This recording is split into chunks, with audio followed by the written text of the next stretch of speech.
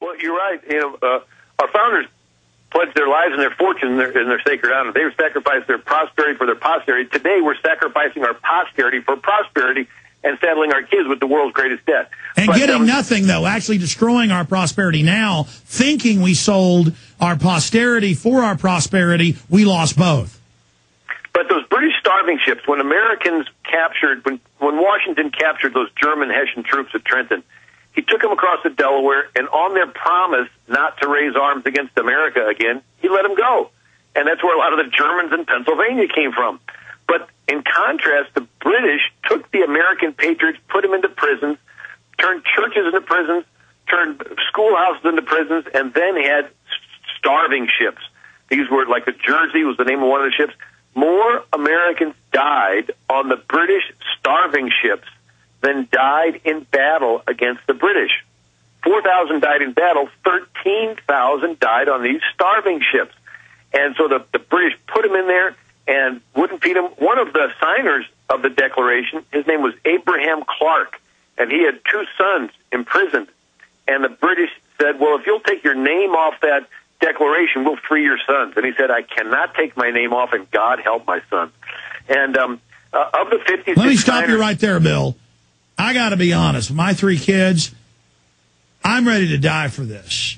And I've said I put my family on the line for all this because I have to, at a certain point, give them to God because I can't let them ever be something that can be used against me, or then the establishment might go after them. But still, to know your kids are out on a boat, they're going to be starved to death and thrown into the ocean with pleasure by the empire, I mean, that just took incredible will and commitment. What ended up happening to his sons? Well, it took a long time, but they finally were gotten back in a prisoner exchange.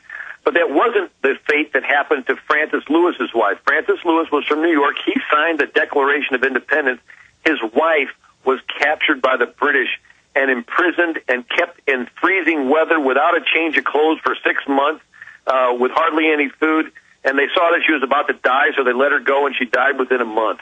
I was about to stop you. That was their little trick.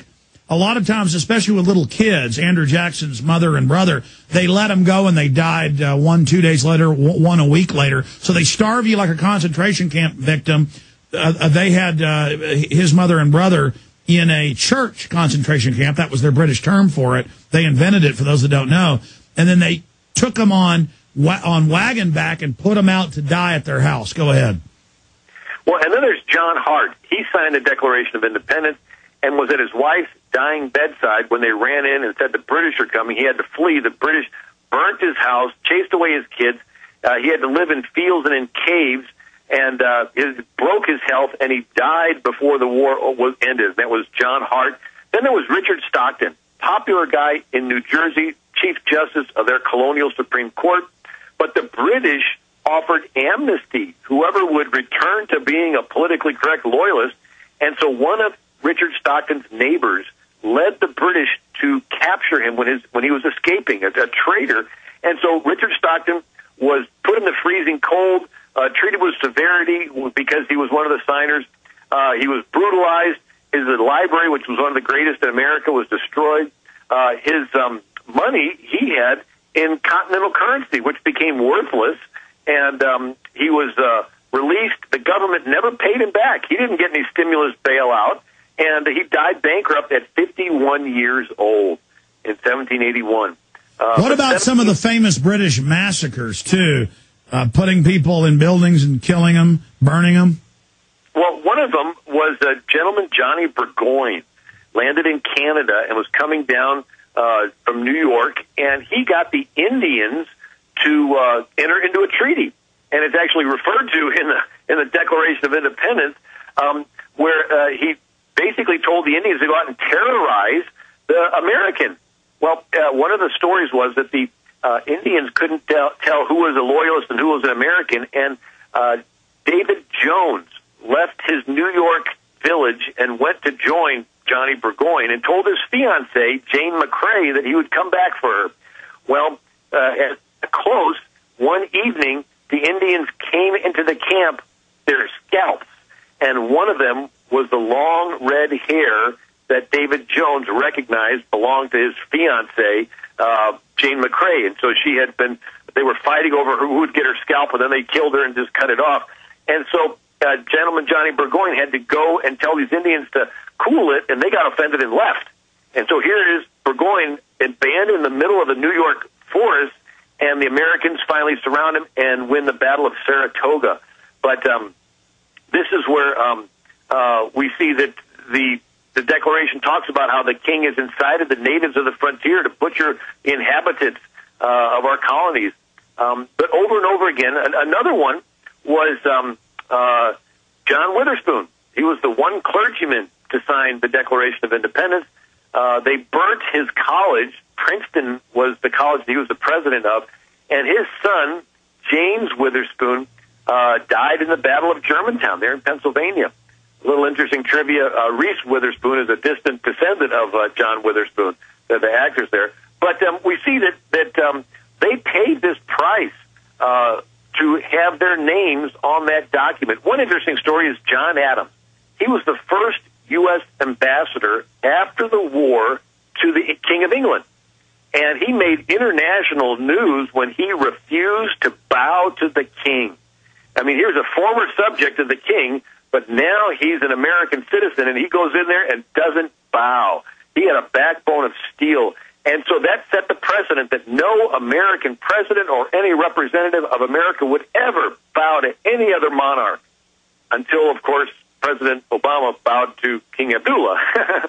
But we see that the founders, they vehemently wanted to defend their independence, and that's why I'm sure that they would be turning in their graves when they would see this power taken away. You know, our founders bathed themselves in philosophers that talked about how to separate power.